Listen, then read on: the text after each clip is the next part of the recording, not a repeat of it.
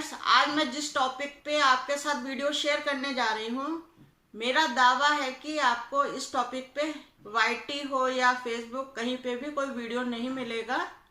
तो मेरा video and तक जरूर देखिएगा।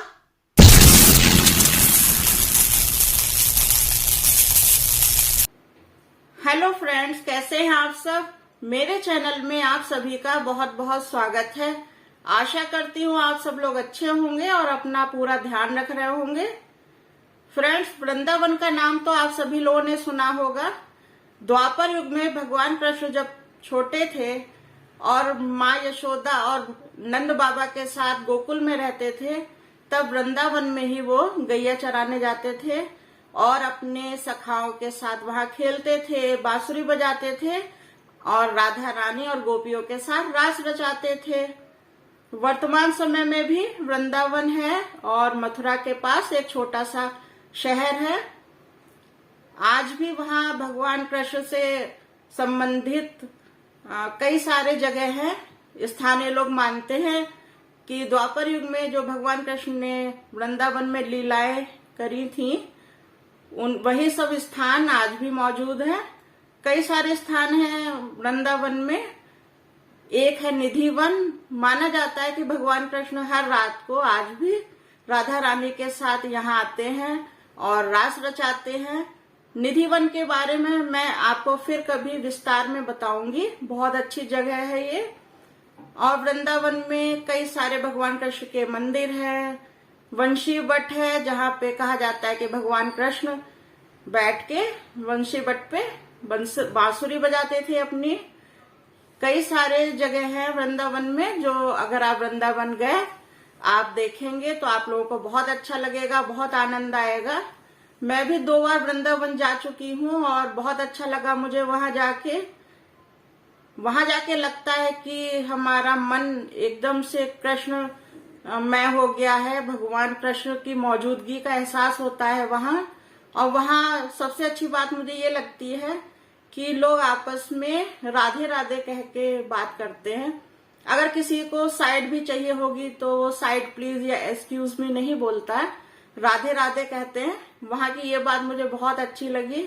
और नमस्ते या राम राम की जगह वहां पे राधे राधे यूज होता है। आप लोगों को कभी मौका मिले तो वृंदावन जरूर जाइएगा। मथुरा के पास में ही है ये शहर। आप जाएं वहां पे, भगवान जी के दर्शन करें। बहुत अच्छे अच्छे मंदिर है वहां पे। लेकिन फ्रेंड्स, सावधान, आप वहां जाएंगे वहां पे एक ऐसी चीज है, अगर आप उससे सतर्क नहीं रहे तो आप बहुत बड़ी मुसीबत में पड़ सकते हैं।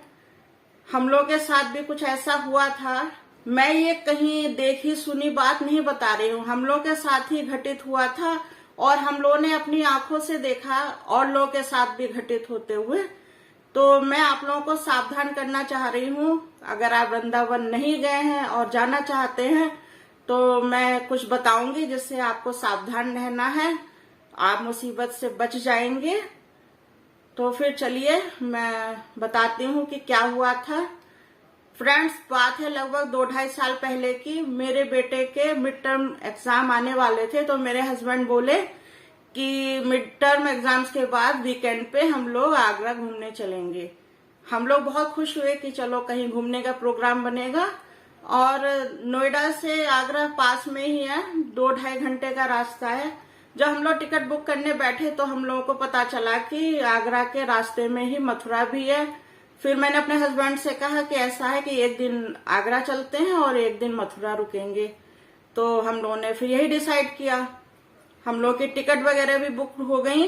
फिर बेटे के एग्जाम जब हो गए और जाने का दिन हुआ तो हम लोग सुबह की ट्रेन से आगरा पहुंचे। आगरा में हम लोगों ने ताजमहल और लाल किला देखा। हम लोगों के पास क्योंकि इतना ही टाइम था, 2 दिन का ही हम लोगों का वीकेंड था, 2 ही दिन की छुट्टी थी। हम लोगों का होटल मथुरा का बुक था, इसलिए हम लोगों को रात में ही मथुरा वापस आना था। इसलिए आगरा में हम लोग ताजमहल और लाल किला देख के रात में मथुरा आ गए। अपने होटल में चेक इन किया और वहां पे आराम किया। मॉर्निंग में हम लोग नहा धो के और मथुरा में जो जन्म स्थान मंदिर है वहां गए। हम लोगों को होटल से निकलने में थोड़ा लेट हो गया था फिर जब हम लोग जन्म स्थान गए वहां अच्छे से दर्शन किए और वहां काफी टाइम बिताया। तब तक दोपहर के 12 बजे के आसपास का टाइम हो गया। हम लोग बाहर गए, फिर हम लोगों ने रिक्शा वगैरह करने की सोची। तब पता चला कि मथुरा में 12 से 4 मंदिर बंद रहते हैं। अब ये तो समस्या बहुत बड़ी हो गई थी, क्योंकि उसी रात को हम लोगों की वापसी थी नोएडा के लिए। इसलिए हम लोगों ने होटल को चेकआउट भी कर दिया था और अपना लगेज होटल के लॉकर रूम में रखवा दिया था। अब हम लोग 4 घंटों के लिए होटल भी नहीं जा सकते थे। हम लोगों ने सोचा अब क्या करें, मंदिर तो सारे बंद हैं। फिर हम लोगों ने सोचा चलो थोड़ा बहुत टाइम बिताते हैं, यमुना में जाके नौका विहार करते हैं। हम लोग यमुना गए, नौका विहार करी, उसमें भी 20-25 मिनट में सब हो गया। अब भी हमारे पास काफी टाइम था और लगभग 1 बजने वाला था। भूख भी लग रही थी, लेकिन मूड बड़ा खराब था। सितंबर के बाद हम लोग गए थे, सितंबर लास्ट में, तो उस समय मौसम गर्म भी रहता है। हम लोग सोच ही रहे थे अब क्या किया जाए, खाना वगैरह खाएं ना खाएं। तभी मेरे बेटे को प्यास लगी तो बोला पापा पानी ले लीजिए। हम लोगों ने शॉपकीपर से पानी मांगा तो उसने पूछा आप लोग कहाँ जा रहे हैं, ऐसे वो पूछने लगा।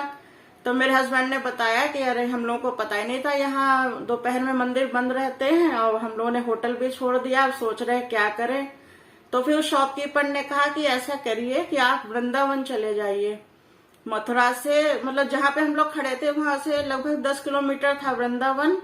आप वृंदावन चले जाइए, मथुरा में ज्यादा मंदिर भी नहीं है भगवान कृष्ण जी के, और आप वृंदावन जाइए, वहां पे बहुत सारी घूमने की जगह हैं, आप लोगों को बहुत अच्छा लगेगा। फिर हम लोगों ने डिसाइड किया कि ऐसा करते हैं वृंदावन ही चलते हैं। और मैंने निधिवन के बारे में पहले से भी सुन रखा था, मुझे जाने का मन भी था।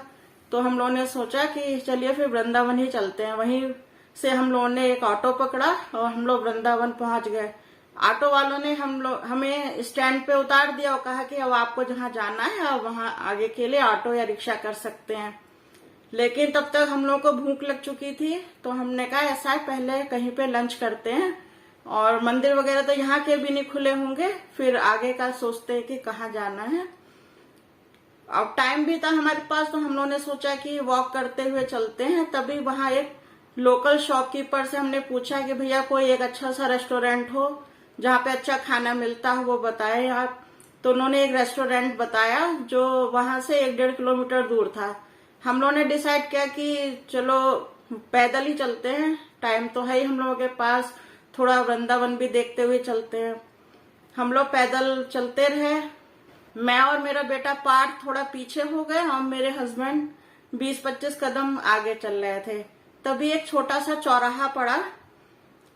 हम लोग पीछे थे तो मैंने देखा एकदम मेरे हस्बैंड किसी चीज से बच के और पीछे की तरफ चौंक के बढ़े हैं, पीछे की तरफ एकदम हुए हैं। तो मुझे लगा कि शायद कोई व्हीकल से बचने के लिए वो एकदम से पीछे भागे हैं, या पीछे कहते हैं ना चौंक के पीछे हो जाना। हम लोग फटाफट गए कि ऐसा तो नहीं चोट वगैरह लग गई हो किसी चीज से। तो देखा, आप लोगों को भी सुन के हंसी आएगी शायद, कि एक बंदर मेरे हस्बैंड के चेहरे से चश्मा निकाल के ले गया है और ऊपर एक पोल था बिजली का, उस पर बैठा हुआ है। जब हम लोग वहां पहुंचे और सारा माजरा समझ में आया तो मैंने कहा अरे फेस से लेके गया चश्मा या हाथ से छीन के लेके गया?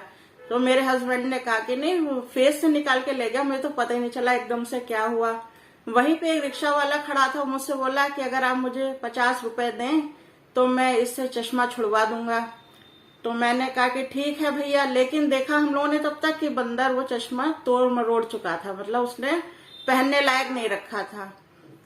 मेरे हस्बैंड ने कहा छोड़ो हम नया ही चश्मा बनवा लेते हैं, और मैं यही वृंदावन में ही बनवाऊंगा चश्मा, क्योंकि मुझे कल ऑफिस जाना है और बहुत जरूरी मतलब काम है, ऑफिस को अवॉइड नहीं कर सकता। मैंने कहा भी कि आज हम लोग रात में नोएडा पहुंच ही जाएंगे और आप कल बनवा लीजिएगा। लेकिन उन्होंने कहा नहीं मैं यही बनवाऊंगा, कल मुझे ऑफिस पहुंचना है टाइमली। हम लोगों ने फिर डिसाइड किया कि लंच कर लेते हैं, उसके बाद चश्मे का देखते हैं कि बनवाना है, कहाँ से बनवाना है।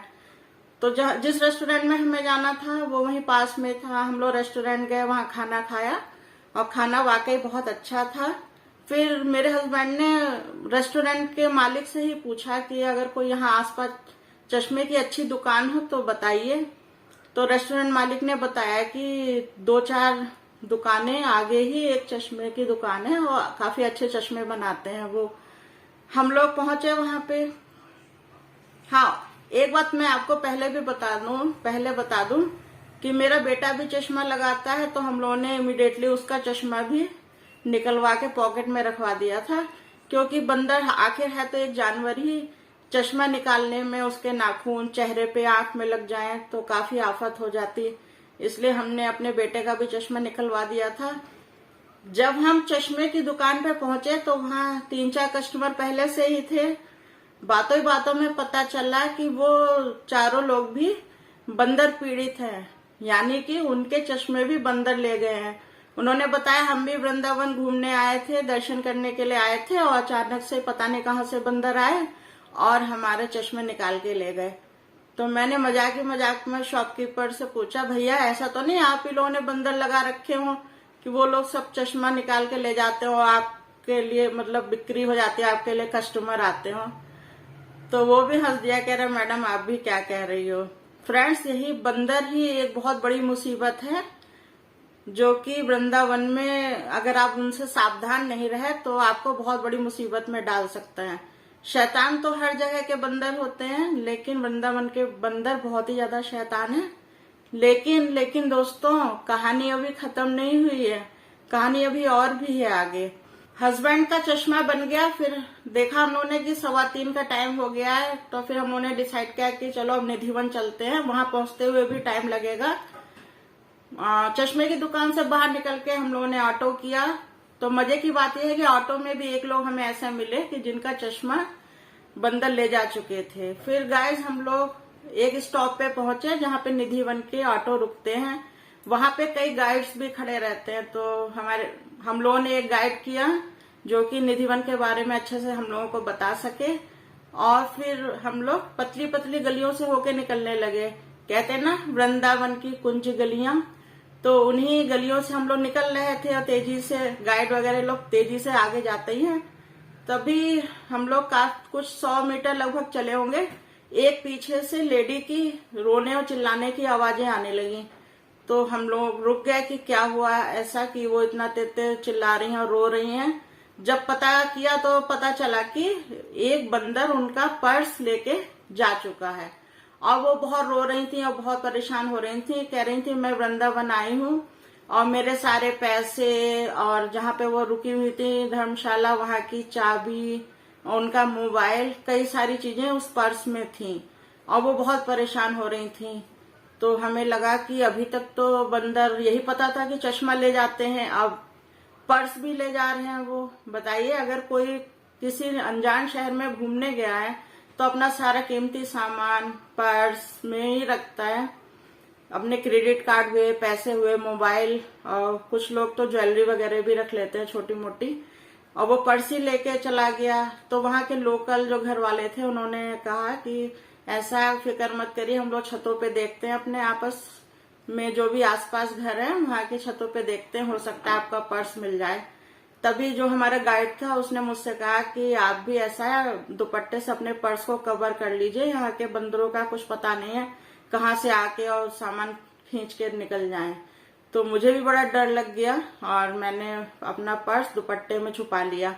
हम लोग आगे गए, 2-3 गलियां आगे गए, वही पता चला एक 10 साल का बच्चा होगा, 9-10 साल का, वो मोबाइल से वीडियो बनाता हुआ जा रहा था।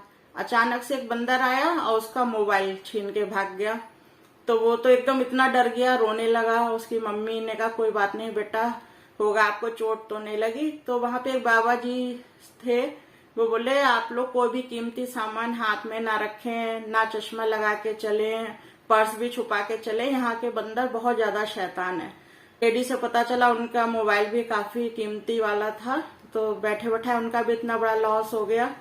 फिर हम लोग निधि बन गए। हम लोग के बीच, हम लोग के अंदर इतना डर बैठ गया था कि हम लोगों ने अपना कैमरा ही नहीं निकाला। मैंने अपने हस्बैंड से भी मना कर दिया कि वीडियो वगैरह या फोटो वगैरह नहीं लेंगे, पता चला बंदर मोबाइल खींच के ले जाए। तो फिर हम लोगों ने निधि वन में दर्शन किए, और क्या बताऊं मैं, निधि वन में भी कई जगह हम लोगों को चश्मे पड़े दिखे और एक मोबाइल भी पड़ा दिखा। तो ऐसे हैं वृंदावन के बंदर। आप ही बताइए ना, अगर हम लोग उनसे सावधान नहीं रहे तो कितनी बड़ी मुसीबत में पड़ सकते हैं। तो यही बताना था मुझे कि अगर आप वृंदावन जाएं और वहां पे दर्शन वगैरह करें, और जो लोग चश्मा लगाते हैं वो चश्मा ना लगाएं, पॉकेट में रख लें। वैसे वहां के लोकल दुकानदार भी सावधान करते रहते हैं, अगर कोई चश्मा लगा के जा रहा है तो उन्हें बताते हैं भैया चश्मा मत लगाओ, पॉकेट में रख लो या अपने बैग वगैरह छुपा के चलो। क्योंकि वहां के लोग तो जानते ही हैं यहाँ के बंदर कैसे हैं, लेकिन बाहरी व्यक्ति को क्या पता है।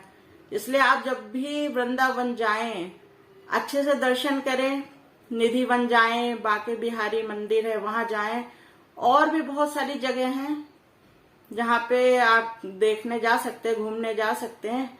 लेकिन प्लीज प्लीज प्लीज बंदरों से जरूर सावधान रहिएगा, क्योंकि वृंदावन के बंदर सच में बहुत ज्यादा शरारती हैं। आंखों में लगा हुआ चश्मा ले जा सकते हैं, आपका मोबाइल छीन के ले जा सकते हैं। आजकल तो सभी की आदत होती है ना, वीडियो बना रहे हैं या फोटो खींच रहे हैं तो आपका महंगा मोबाइल भी छीन के ले जा सकते हैं, लेडीज पर्स छीन के ले जा सकते हैं। तो आप लोग बंदरों से जरूर सावधान रहिएगा। चलिए फ्रेंड्स, फिर मैं अपना वीडियो यहीं पे एंड करती हूँ। उम्मीद है आपको मेरा वीडियो पसंद आया होगा। अगर वीडियो जरा भी पसंद आया तो प्लीज भर भर के लाइक कीजिएगा, और मेरे चैनल पे अगर आप नए हैं तो उसे सब्सक्राइब करना ना भूलें, और साथ में बेल आइकन को भी प्रेस कर दीजिएगा, जिससे मेरे आने वाले वीडियो के नोटिफिकेशन आप तक पहुंच सके। मिलती हूँ मैं अपने अगले वीडियो में, तब तक के लिए बाय।